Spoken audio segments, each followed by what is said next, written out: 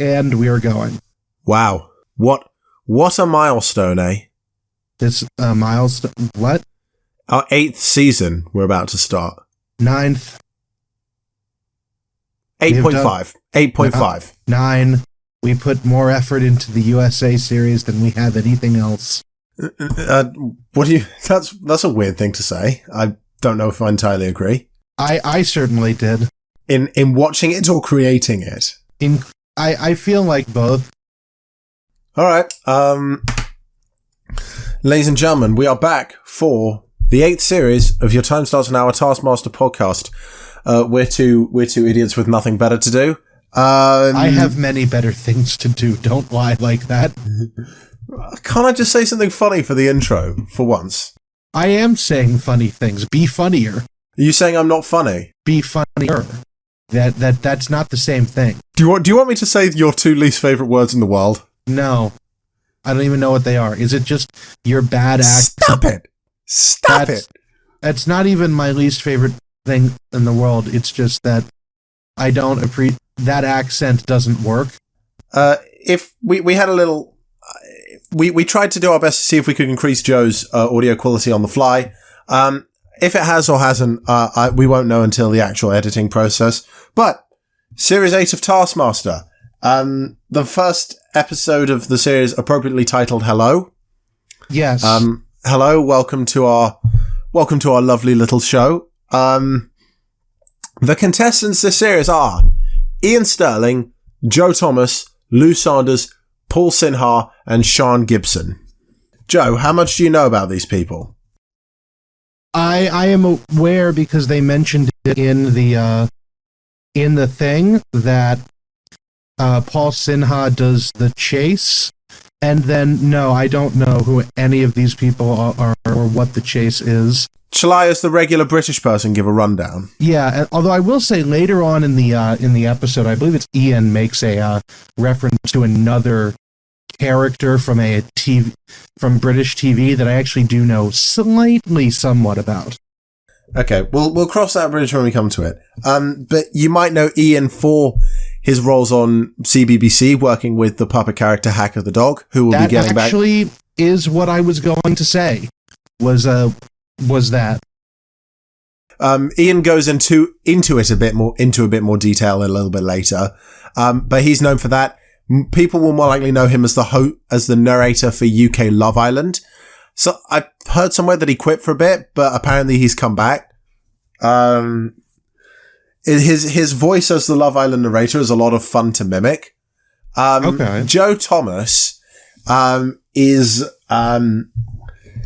Thomas has a very close connection with Greg because he was in The Inbetweeners.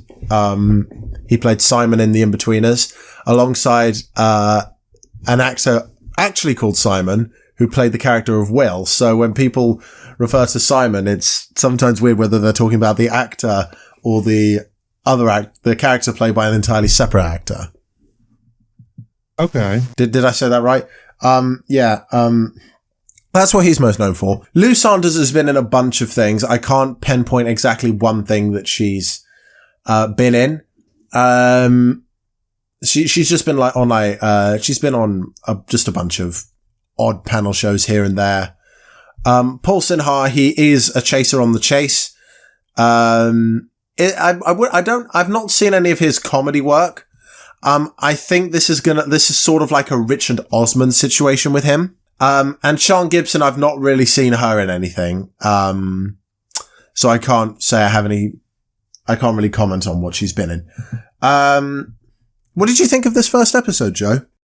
I thought that it was a little slow to start, and this is actually in the same vein as a couple of times when I've said stuff where the tasks themselves are kind of mediocre, and in other seasons I've said that it falls down because the contestants aren't perfect, but in this instance actually the contestants saved otherwise mediocre tasks. I'm going to say this. Series 8 has not got the best reputation among Taskmaster fans. People say it's a lot like Series 6, where it is a bit slow. There's not a lot of dynamite moments. And I'm going to be perfectly honest, wasn't entirely looking forward to the series, as it has currently to this day the only Taskmaster contestant I actively dislike. Which one? Lou Sanders. I do not Really? like her. I don't think she's just like, something about her just does not click with me. She gives me it's difficult to say because like, I don't want to come across as like I'm insulting these people. I just feel like Lou Sanders is not someone who I would particularly want to be friends with in real life. Whereas I feel like I could reasonably get on well with everyone else. I think Lou would just, I think she's extremely annoying, in my opinion. That's very interesting because I didn't get any of that from Lou. Well, as someone who's seen all of Series 8 before and other stuff that Lou has been in, that's just how I feel. Interesting, because I was going to say the only contestant I actively don't like is I think Catherine Ryan, but I feel like I'll see if my verdict on Lou changes as the series goes on, because that has been tended to happen, because doing this podcast, my opinions on certain aspects of the show have shifted in very interesting ways. Like Series 6 was better than I thought it was. Not an all-time great, but I definitely think it's a bit overhated. And Series 7 is still a great season, but I don't hold it in as high a regard now after dissecting it. So maybe maybe once we reach the end of this series, we'll have something else to say. And we are also getting to the end of the Dave era of Taskmaster.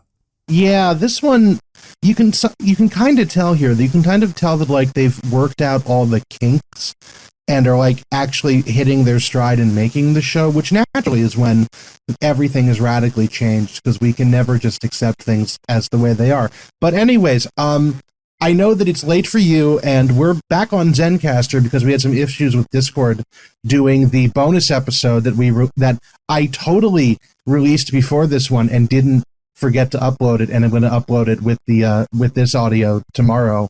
But also, so we're just going to crack on ahead of time, just that we're all good. I'm going to try and get this episode out by the end of Thursday, but it's going to be a little bit difficult because you had some health issues, which I'm not getting pissy at you for.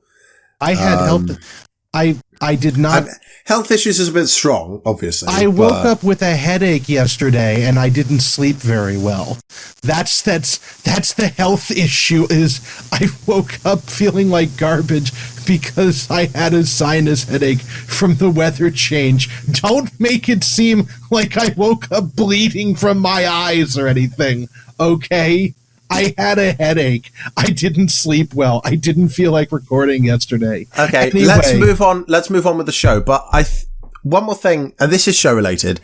I think this, correct me if I'm wrong, but this is the first series to actually have a proper concrete theme to it. When you say theme, do you mean story-wise, or are we talking like the theme tune? When you watched it, did you feel like the show had a Japanese vibe to it? Because there was a lot of there were some martial arts sounds. The Taskmaster logo on the wax seal was they had Japanese, they had Japanese inspired stuff in the background in the house. They do try and keep a theme that way, but I didn't notice any specific it wasn't in your face. I feel that maybe the production design team and the sound design team might have worked together on that, but I don't have anything specifically like that to report, unfortunately. Well, this is more common in the Channel 4 era. But the series will have themes. For example, Series 10 was Western themed. Series 11 was Russia themed. Boy, I wish you'd said this before I watched the episode. I totally would have kept an eye out, and I didn't notice anything. Series 12, I can't quite remember. Series 13 was Dia de los Muertos. Series 14 was Circus. Series 15 was hippie 70s. And Series 16 is going to be like 1920s Great Gatsby sort of thing. Okay. Speaking of Series 16, it comes out in 1 week's time from when we publish this episode, hopefully. Okay. I'm really looking forward to that. I'm looking forward to covering it in like 10 years' time. Oh, God. Well, nothing like a podcast to keep people as friends. Okay, let's finally, for the love of God, talk about the episode. Yeah, Hello. so this episode is called Hello. It does feature the people who we've talked about. Floral shirt count, if we want to just do the drop whenever in here. Actually, I've got a great surprise. I've got a great surprise for you when you hear this, Joe. We have new jingles. You did mention that.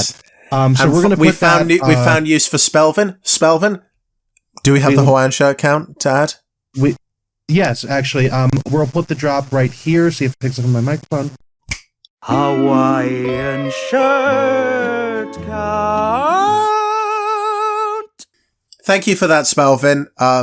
See, we do let him come out and do other things from time to time. This is actually a really good cast for like dressing flamboyantly. So we've obviously got like Lou.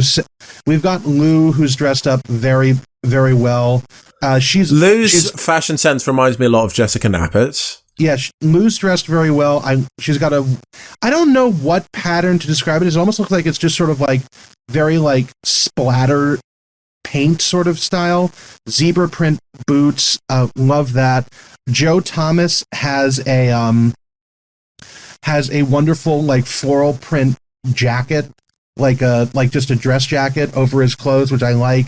And then I want to say that Paul and Sean both have like their shirts have like dots on them, and they never got zoomed in close enough to see whether or not the dots were like any pattern. Like it almost looked like one of them was wearing like little pineapples on the shirt or something. But either way, I'll count that as like maybe a quarter. So we've got like 2 1/4 Hawaiian shirts plus the shoes, which are great. I really enjoyed that. And then we're on to the prize task. Which, do you want to cover that one, or do you want me to? Do you have a preference for a task you want to cover later in the episode? Sorry, I should probably move my microphone. I am ambivalent on doing anything. I just want to get this out the door because I'm staring at the clock in Zencaster. We've got 106 minutes to finish this. I think we'll be okay. Because fuck Zencaster. Fuck them just in their stupid fucking faces. You shouldn't have told them we're recording and we're supporting their product while I'm not supporting their product. That's actually why they're doing this. Because it's the free tier. That you're using their product while still dissing on them. Yeah. But this is called being lazy, ladies and gentlemen. Nothing against Joe. I sort of agree with his laziness, but I'm willing to. I want to talk about the task where they had to get as close to Alex as possible. So, do you want to take the prize task? Sure. This task is one of those ones that. Okay, I'm gonna level this. Okay, so this task is bring in the most powerful smell. I will be 100% honest. Didn't like this task very much. Kind of dumb. Really hard to come up with a subjective score for it, an objective score from it for my end. I didn't even bother at the end of it, but it is still made funny by everybody involved, and it sort of fits in with this. But so. Sorry, just to go back to the themes I mentioned for a second, I said I can remember Series 12. It was steampunk. Okay. Way to break my flow there. But anyways. Sorry.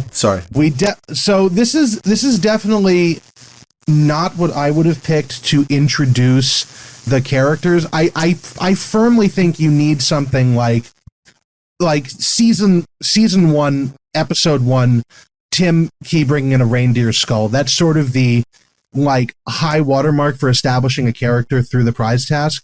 But these ones are not terrible. They're just not great.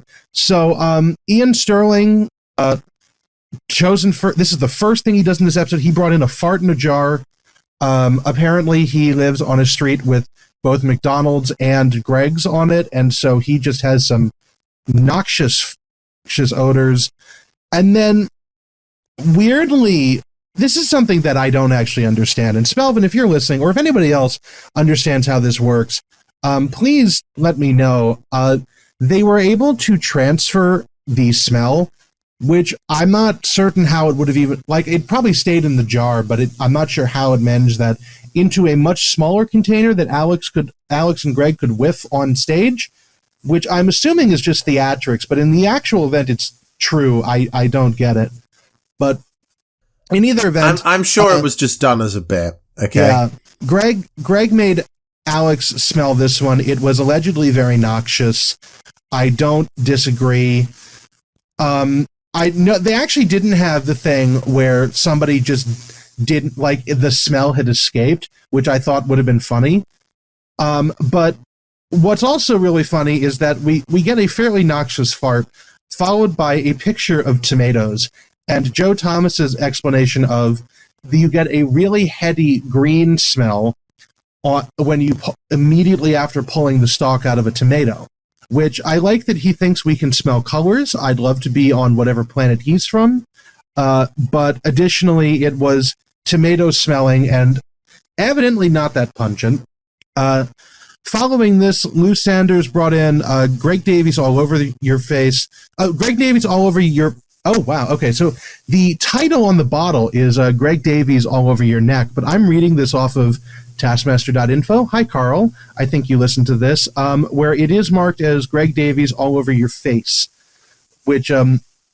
So actually, as an aside, Taskmaster.info has a Discord. If you want to help support this platform, you should go on there and reach out to them. But anyways, Greg Davies... Please, Carl, come on our show. We're not desperate. We just want to talk to you. I actually should message him now that we're doing this again. Greg Davies all over your neck is based on the fact that Greg apparently smells very nice, something that Lou and Sean both have mentioned in the past to each other when they've met him. Any task anything that appeals to or inflates Greg's ego in a task that doesn't specifically say you have to do it is going to win. Well, this was also apparently just true anyways, but Greg... but she asked if there was any flowers. She went to some sort of custom cologne store and had this stuff made, she asked if there were any flowers named either Greg or Davies. Apparently there's a St. David's flower that was put in there. Greg really liked it. And then we have the next two, which are Paul and Sean, which there did seem to be some debate amongst the contestants as to whether powerful meant good or bad. Everybody else went with Ian, Paul, and Sean all went with powerfully bad because Paul brought in cider vinegar, which he was allegedly given as like a weight loss tip when he got into weightlifting, which worked because he was very ill after drinking it. And then Sean actually brought in something that had to have a "Don't try this at home" label put on the YouTube video. That was, I feel like the only other time they did that was when Ramesh Ranganathan put hot sauce in his eyes. No, they didn't. They absolutely did. No. They did put a "Do not try this at home" when they did that. They said that. I don't think they put it on screen. I'll have to go back and... It might have been... I've definitely seen it. I've definitely seen them do I don't think it was on the YouTube release, or if it was, I didn't notice it. But this actually said,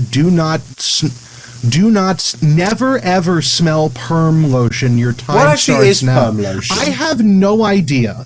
I don't get my hair permed, but it is apparently mostly ammonia, from what Alex said, which is very toxic, and you shouldn't smell it. But it is apparently very strong smelling. And for anyone who doesn't know, perm is...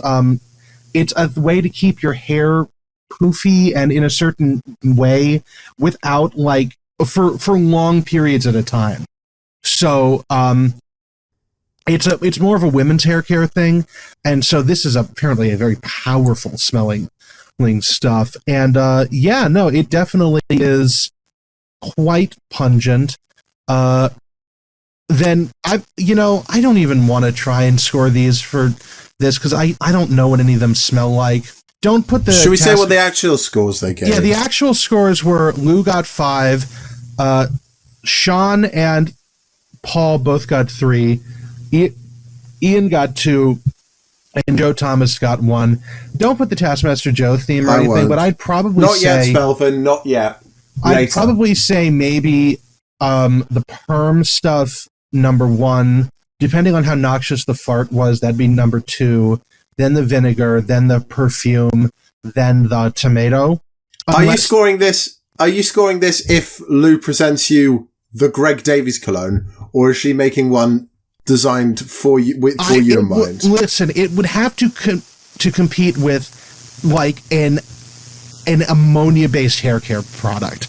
Powerful means like you like the reaction Alex and Greg had to the fart and the ammonia were much more telling than anything that the cologne did. Okay. Also, we forgot to mention Alex and Greg's banter. I always forget to mention the banter. Alex has like some fishing wire around his neck, connected to both his socks, like a pair of child's mittens. You can never lose them. And he pulls on the fishing wire and the socks crawl up his leg. And I noted down that Alex is wearing red socks with fish tanks on them. Greg's socks are blue with cheese blocks on them. Noted. Now, for the first VT task to be covered by myself, we're back to the Taskmaster house. The manga anime theme on full display. The task is, find the receiver of this baby monitor. You must leave your hat on. Fastest wins. Your time starts now. Now, the hat on bit is because they're wearing like a hard hat with a stick, and there is a camera mounted to the stick, so it's sort of like, if you're aware of the train spotting meme in the UK. From the Francis Bourgeois, yes. Francis Bourgeois. It's not as funny as that because the camera's not as close to their face, but it's sort of just a way that they can keep track of them without the camera. They also have the baby monitor dangling from it. Yeah, but you don't have to keep the baby monitor no, you don't. on the thing. I feel like your brother who's with the baby would like this task. He actually, before we get into this, when while we were away over the summer, another YouTube channel that I watch actually did their own Taskmaster-esque segment, and did they say it was inspired by Taskmaster, or yeah, did they? It was called Askmaster. What do you think? But okay, fair enough. Who did it? So I can check it out. They're called Loading Ready Run. You have to kind of look for. I mentioned it once, before, but they did another segment where it was finding walkie-talkies in their office, and it's laid out identically to this one. And I've seen that one, and I know that the correct way to solve it is like actually to do what's done in this one, which is to pull the baby monitor off the string and then like play music through it. And I was just thinking that even like before the task started. This is one of those very rare ones where there is a correct way to do it, even if nobody in this one actually did it that way. What is the correct way to do it? Or should we do that? Talk about that one. The correct way to do this is to pull the baby monitor off, put it someplace where you can't hear it, and then play music through it so that as you're walking around listening for the music, you'll be able to hear the music coming out of the monitor you're trying to find. Which is I certainly wouldn't have thought of that. Well, no, because people did in this one. It just didn't go well. Okay, fair enough. I'll check this out. You'll have to send me the link to that afterwards. Yeah. So, but what did the 5 people doing the task in this show do? Well, it was Sean and Ian who were first. So, obviously, if you're first, there's not a whole lot to say about you. Sean sort of run around the house just looking in places where you wouldn't expect to find a baby. So, the oven. The other baby monitor was hidden in the mailbox just outside the caravan, by the way. Which fun fact, if you watch when they're actually in the mailbox, they have a camera in the mailbox pointed at the baby monitor. When they open it to get it out, you can see that it has U.S. mail stamped on it, that doesn't mean that it's like a U.S. government post box. It's just that a lot of mailboxes are designed specifically to meet USPS regulations, and I guess this one wasn't sold here. It was sold over there. Damn. So Ian runs around the house making a bunch of noises. He takes the baby monitor off the string in the hope to find the receiver better. And Sean finds the baby monitor in 3 minutes 40. Ian finds it in 2 minutes 59, so he's currently in the lead. Joe walks... Do you want to know one other interesting thing about Sean's task specifically? Sure, yeah. Sean's task, at one point they have a shot of her, like right at the beginning of this, where she's standing in the hallway looking at Alex while she's got the thing on her head. And they actually, like, for 2 seconds, if you want to watch it, it's 9 minutes and 4 seconds and 9 minutes and 5 seconds. They actually have her, like, she turns her head to the left to look at Alex, and then the shot repeats itself for like 2 seconds. I'm not entirely certain what was going on there. What was the timestamp again? 9:03 to 9:05. 9:03 to 9:05. You can just see, like, her head just sort of, like, moves in an unnatural way. It's because they either repeated or reversed the shot. I think I see it. It's like, I don't know why they did that. I don't either. It almost seems like they forgot. I didn't notice that either. No, I didn't. I wouldn't have either, except I was looking right at it. Can you turn your mic volume down a bit? It's starting to creep up a bit. I got closer to the microphone, but I was just kind of looking right at it. And yeah, she just sort of, they must have, that probably is just like a video editing artifaction. Like they forgot to drag the files close together, and so that little cut repeated itself. But I just thought it was very interesting that they actually did that. But anyways, yeah. Also, just to circle back to this, Joe also. Joe and Lou. Ian was the only one to take the receiver off the string. They said. Oh yeah, I was thinking about saying that, but I couldn't quite. I'm sure when Paul does it, he did it. He took. Well, no, it's very interesting because Lou also did. But I think Ian was the only one to like yank it off, as opposed to like immediately, as opposed to everyone else who just sort of like pulled it off. I don't know why. Right. Let's keep going. Yeah. Joe and Lou are up next. Joe walks around the house making a bunch of similar tactics. Ian makes a bunch of noises into the main monitor to see if he can hear it, and he finds the receiver in 4 minutes 43 seconds. Lou does sort of what you suggested. Lou does the correct thing, but she just can't find it. This is her doing the method correctly and just not actually being able to. What would the right room in the Taskmaster house be? Well, actually, what she ended up doing was to play music, having Alex go into the phone box in the yard and do that. Personally, what I would have done is I would have put the monitor, put my phone next to the monitor, because she did it on a laptop, and that was the problem. Is the laptop has bigger speakers. Yeah, so put the phone next to the monitor and maybe cover it with something so the sound can't escape. Lou finds... I'm also just impressed at how much sound that laptop was able to put out, because it followed her around the house and the yard. They have her going through looking for it, and you can hear... I don't know if it's sound design or if it was actually live audio, but you can hear that shit playing. And even when she's nowhere near the laptop or the monitor in the mailbox. Also, it should be noted that Lou and Paul are the only... Lou completed the task in 9 minutes 57, by the way. But Lou and Paul are the only two contestants this series who I would say have outfits that are worth discussing. Yeah, Lou's I liked. That's confidence. We'll have to find out whether... Because it says Taskmaster Series 8 champion on the back. We'll have to find out whether that statement ages well or not. What do you think it's going to think, Joe? Didn't Ian Sterling win this season? We'll find out in 9 episodes' time. It doesn't matter. Did he or did he not? Ian didn't win. Who did? Was it Lou? It was Lou. Okay, then it aged very well. I'm not crazy about Lou. But hopefully, well, we'll see if the series can change that, because there are people who I like in general, but I didn't like too much on Taskmaster. So maybe I could just be looking at the series through a more critical eye. I might change my opinions.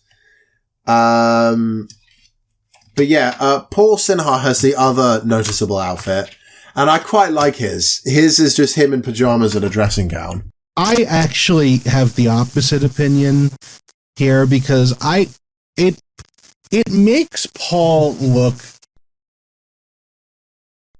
I don't know how to put it politely, it makes him look far stupider than he probably is, because even coming into this, I to knew, be a chaser, you had to be extremely smart, and I know that, but coming into this, like, without having watched it, I did know that Paul didn't do exceptionally well. And then we come into this task, which is him fumbling around for half an hour trying to find this baby monitor, and him looking like he rolled out of bed and is in search of coffee is just really not a fantastic look for him. It looks like he's just an idiot. I think it's kind of funny. Like he's been sleeping, and he's had to wake up in the middle of the night to go tend to his baby. That is a look. It's not a good Taskmaster look. It's really just because it would be funny if he had been competent. But as he gets less and as I assume he will show himself to be less and less competent, it gets less and less funny. Well, Paul definitely wanted to do this show to, I suppose, humanize himself in a way, because the chasers are normally seen as like these figures who you're supposed to not be afraid of them, but sort of not see them as nothing except these people who know a bunch of stuff. And I think Paul wanted to sort of, at least in people's opinions of him, shift that perspective a bit. I haven't seen the chase, so I will refrain from commenting. But watch a couple of clips after this. I might, but I also don't watch nearly any television anymore. Let's keep going. Who's next? Okay. Well, we should say that Paul just wanders around the garden in his pajamas, constantly screaming, well, not screaming, saying hello loudly into the baby monitor, which is where we get the episode title from. And he screams at the birds to be quiet at one point.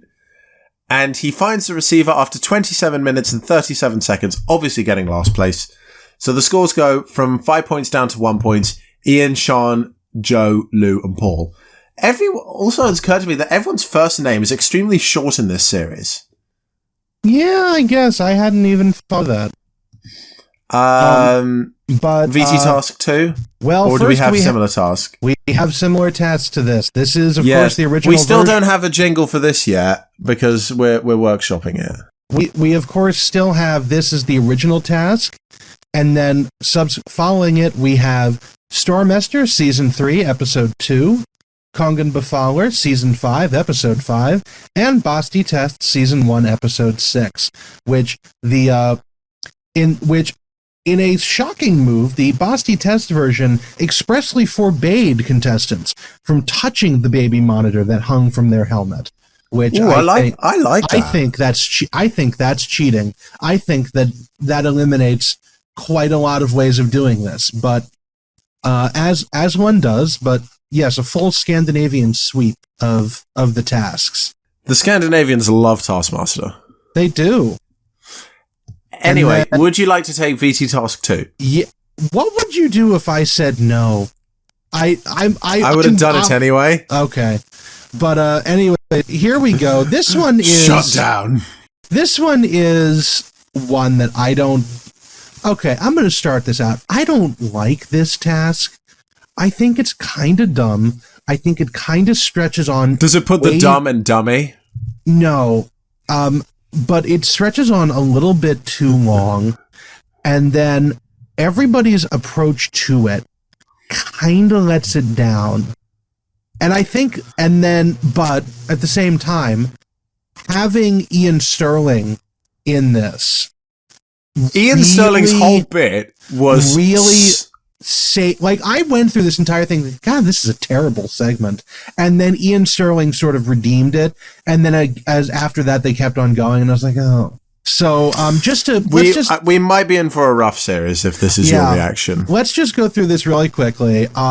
The task is make the best ventriloquist dummy and be chatted up by it. The most seductive ventriloquist dummy wins. You have 30 minutes and your scene must last no longer than 30 seconds.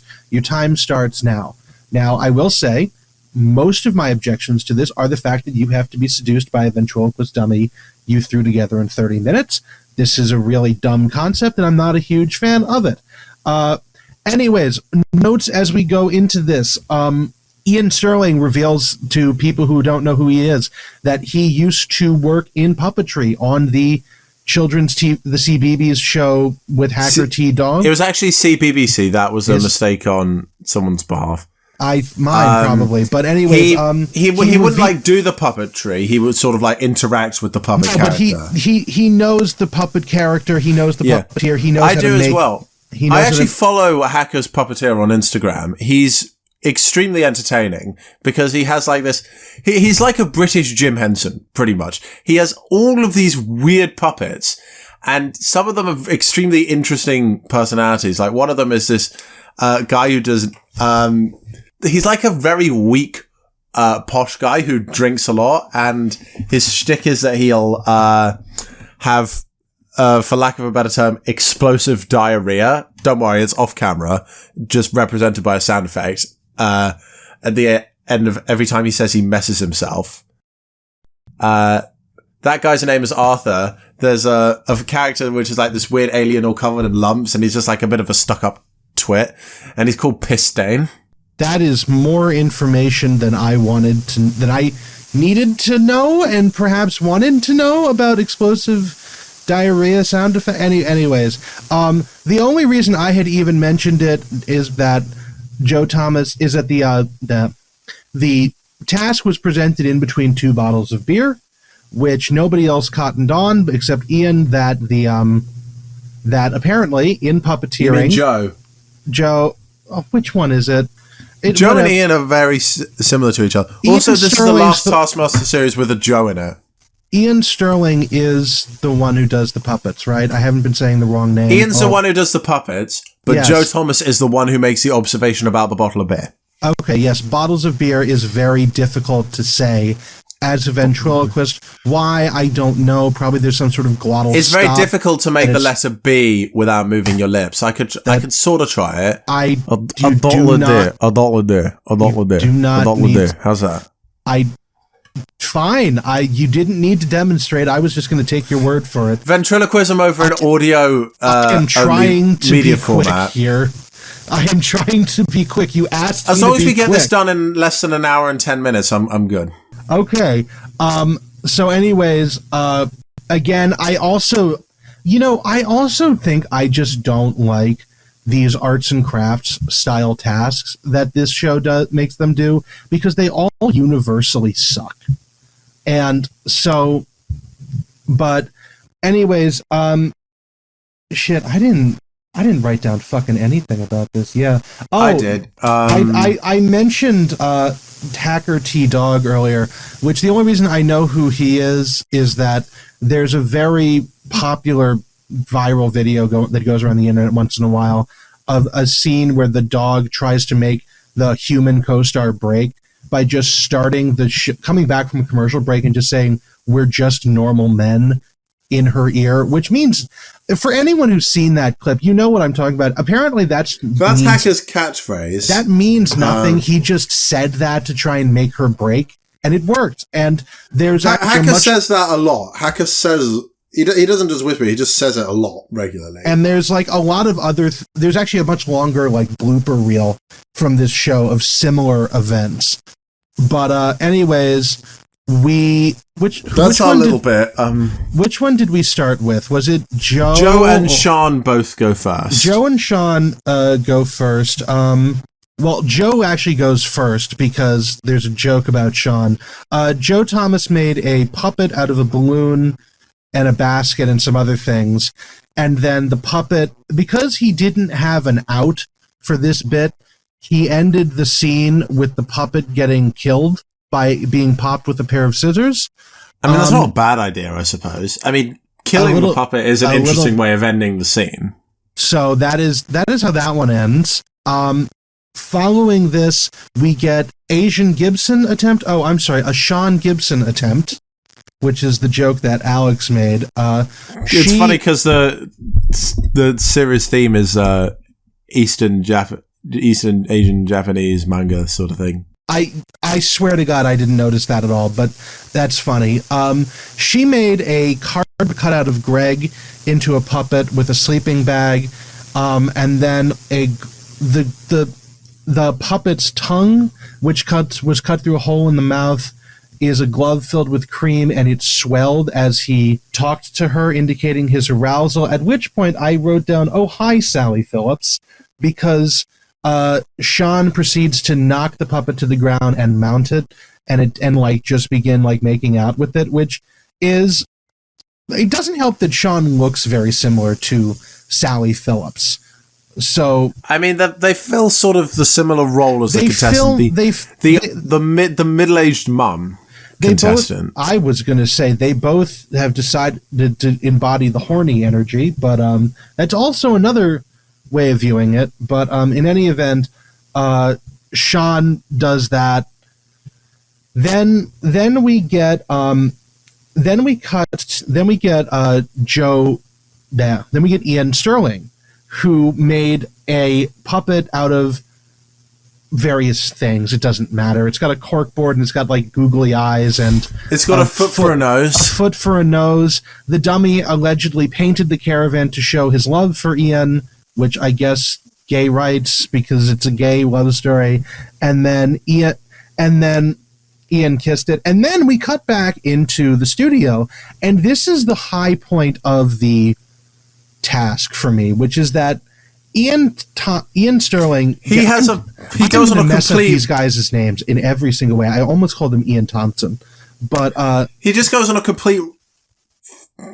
Just loses his rampage. Well, he loses his shit because he works with puppetry, and so he knows puppetry, and so apparently a ventriloquist dummy is something that very specifically has to have a movable mouth to actually work, which his is the only one. I mean, so many puppets have movable mouths. Well, it has to. It's something very specific in that regards, but his is the only one that had that so far, which means that, I mean, you say it has to have a. I know ventriloquist dummies specifically have that I'm not saying that I looked this up. This is what he yelled in the thing. You've seen how do you feel about ventriloquist dummies as a whole? Do they creep you out? I couldn't care less. It's okay. If you want to play with dolls as an adult, that's fine.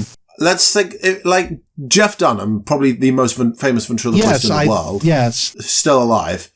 One of his characters, the old man, Walter, I think his name is. He's the more traditional looking ventriloquist. No, I know what Jeff Dunham is. Yeah. But I'm saying, what I'm going to say is the character of Peanut is more similar to a Muppet. Yeah, they have the mouth functions. It's different on how it works, but it's generally that. In either event, it absolutely sent Ian on a rampage. He was like, you said make a ventriloquist. He actually, you can tell that he is somewhat in the industry because he never actually says ventriloquist dummy. He keeps saying make a vent puppet, and he knows the shorthand for it. And if you want to drop in the soundbite, it's and it was to build a vent puppet. None of those are vent puppets. Vent puppets are operated with an up and down pulley system. You said make a vent puppet. That is the first sentence. Make a vent puppet. Didn't make one. No points. Because he's just furious that nobody else did this. It's hilarious. It's the high point of the episode. And then I believe they come to commercial. And they go back, which, by the way, the commercial idents are all from the task where you have to hide from Alex the longest, which we'll get to in a second. But there we come back and we get, I believe it goes to Paul Sinha is the next one up, and Paul is Alex. This is actually, I think, the first cutaway gag we've ever had on Taskmaster, which is that Alex is attempting to make a joke about something with like the chase. And Greg just presses Alex's tablet to start the video. And cuts Alex off literally mid-word, which is something I don't think they've ever done before. And so that's very interesting. Then we get... I will say, though, I think it's... Because it's the UK version and it's, of course, been around the longest, it doesn't sort of hit its stride until... Like, it doesn't properly find its footing until, I'd say, around this era. Like, something like Taskmaster New Zealand got it pretty much straight away. Probably because it had a lot of... stuff to look back on. Yeah, and I think Alex Horne worked a little bit closely, at least on the first series of that show. But New Zealand started doing interesting things pretty much straight away. Yeah, New Zealand was made with the explicit was made with the knowledge gained from Taskmaster. So that's why. Taskmaster New Zealand has made it to all 4. Interesting. It hasn't made it here to the US. I'm gonna have to figure out how to watch it at some point. But anyways, moving on to Paul Sinha. Paul did a very interesting take on this, which is that he pre-recorded some segments of conversation and just basically spoke his lines in between that with the puppet, which was a piggy bank on a cushion with a t-shirt and pants. At the end of it, he carries it off and says a fairly disturbing line, which is that we don't need pants where we're going. You don't need pants where we're going. And it's like, okay, this is perhaps why I don't like this task. And then we immediately cut back to why I like this task, because Ian Sterling in the just fucking studio loses looks like his mind. He is about to explode and does so again. Great. Greg loved taunting Ian in this moment. Great line here. Mr. Puppetry Pedant over here is about to explode from Paul Sinha, which I think is the quote of the episode. And then that'll be like our episode description. Yeah. And then finally after this we get Lou Sterling, Lou Saunders. Lou Sterling is Ian Sterling. His name is Lou Saunders, who we're going to be in for a rough 10 weeks. Whatever their fucking name is, who is absolutely enabling Alex Horne's public humiliation fetish by painting Alex's face as though he were a ventriloquist dummy and then badly puppeteering him, which, to her credit, puppet with a string attached to it that makes the mouth go up and down. She did do that. Technically a ventriloquist puppet. I was so sure, because it's been a while since I'd seen this series. I don't think I've watched the series in full since I watched it for the first time in full in 2020.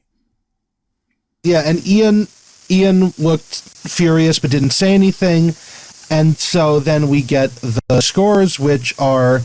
We actually managed to inject drama into the scores here because Lou, Paul, and Sean all get 4, and then Greg says he's going to give out a 5 and a 1, and you think, because every other time this has ever happened on this show, that the person who has made a stink about it and been right will get the 1 point as punishment for daring to be, like, better and smart, and the 1 point will go to the person who didn't even try. But actually, in this instant... Ian gets the 5 points and Joe gets the 1 purely because he killed his puppet at the end of the seduction. Ian's bit is funny, but it's a complete waste of energy on his behalf.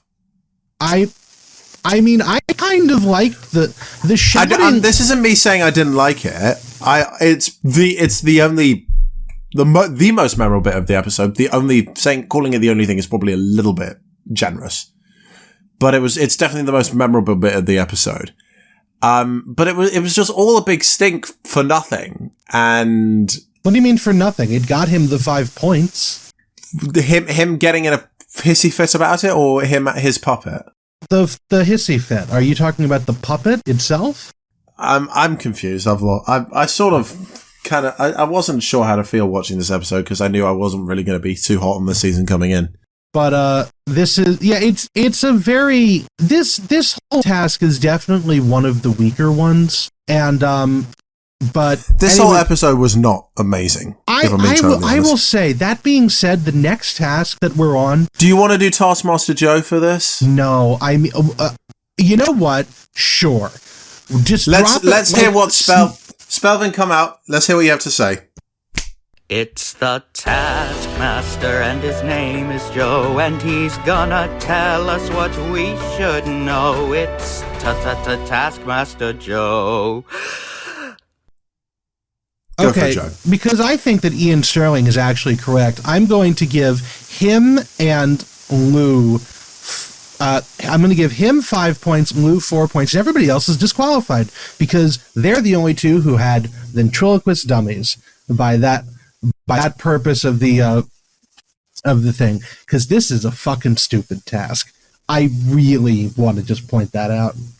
This one we're about to talk about. No, the puppet one. This next one I like. I like that one a lot. I knew you were going to like this because it's a shame because this series is very train heavy, and obviously I know we're both fans of trains. But also just the concept of the task is actually very fun. Oh yeah, I think this is one of the tasks I would most like to do. Yeah. This just seems like a lot of fun. So the contestant... before we get on to that, there are adapted versions, 2 of them.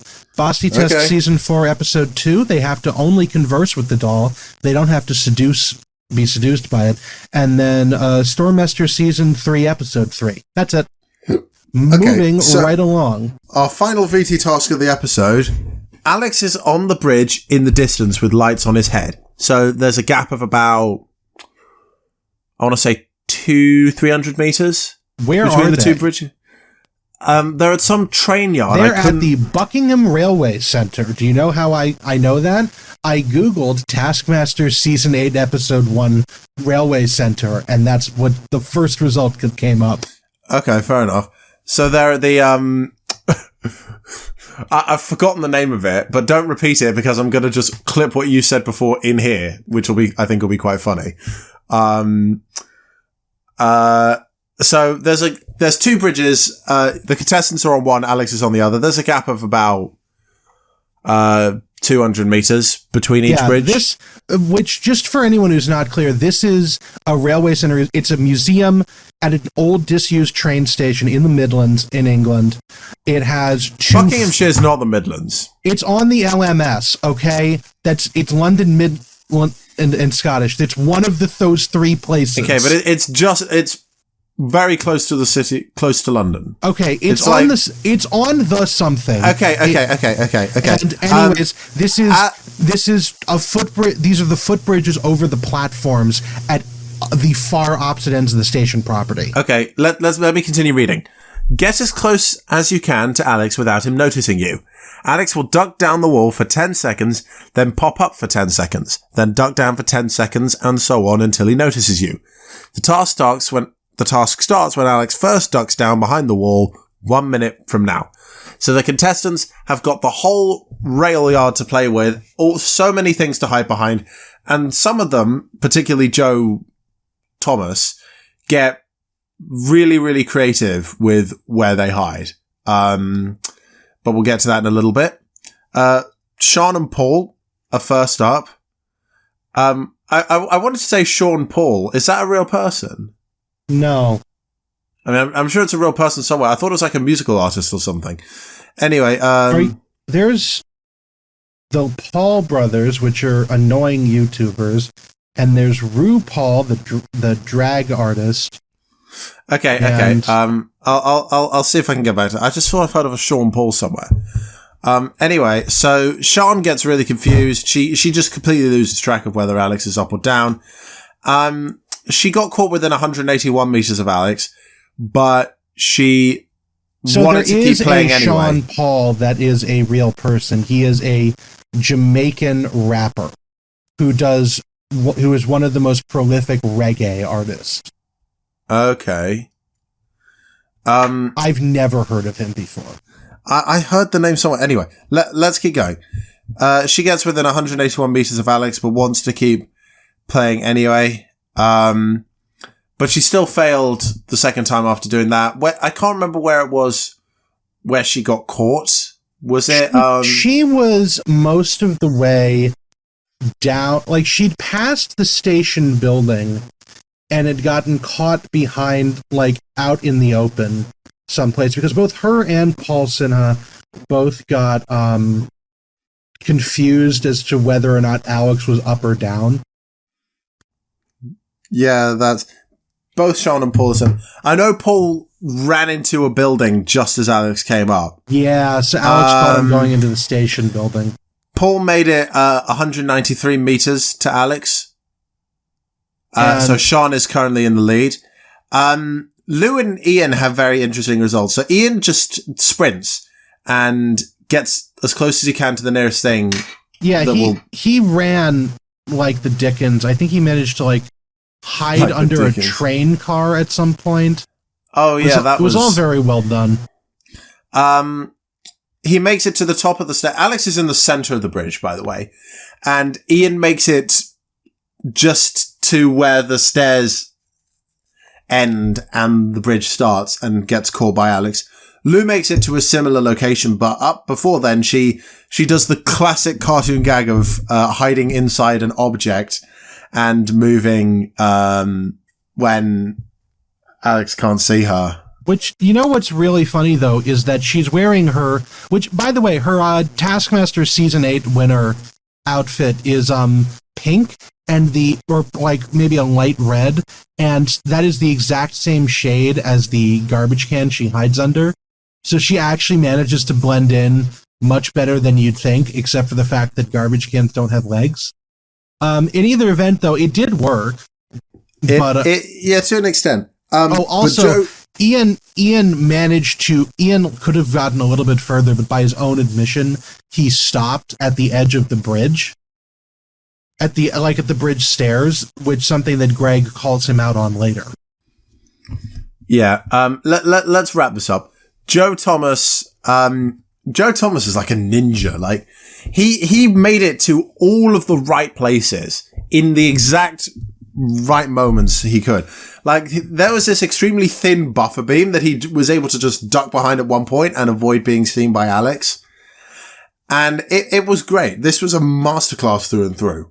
I just don't really have anything else to say. And he makes it, he basically makes it to Alex. It was incredibly well done. Like, at one point, like, cause they have an overhead shot from Alex's perspective where you see Alex going up just as Joe is like ducking down behind things. Incredibly well done. Yeah. And then he gets up there and he manages to sneak up on him, which I guess Alex must have thought was like the camera crew or something. Very, very well done. Yeah.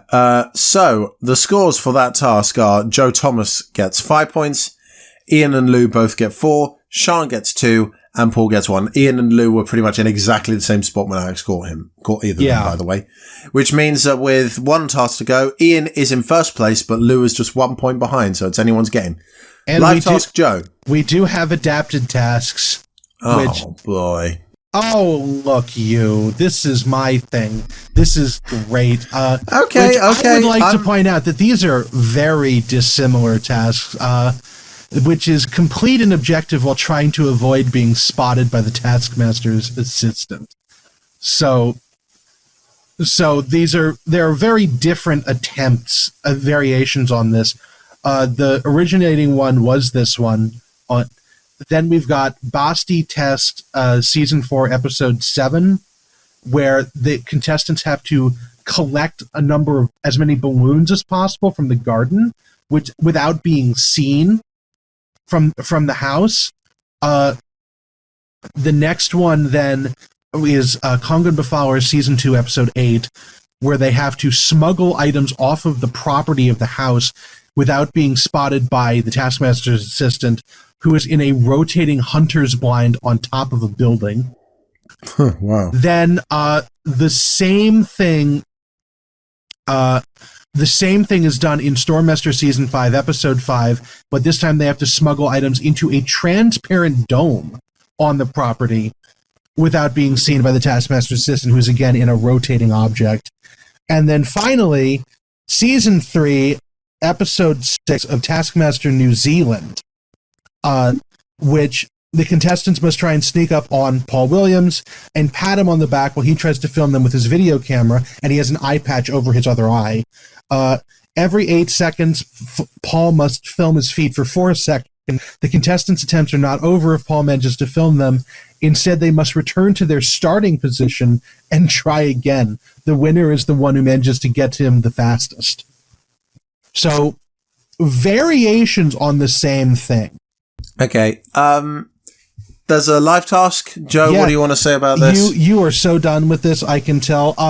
This one is, again, this is a fucking live task. I will say this. The live tasks are frequently one of my least favorite parts of this show because they do so much for the scoring, and they are the hardest fucking thing in the world to, like, comprehend. Wait till you get to the COVID series and the live tasks. And because they don't have an audience they need to entertain. Which, that can be funnier. I'm going to have to wait till we get to that. But there are some great moments. Like this one is, again, it's...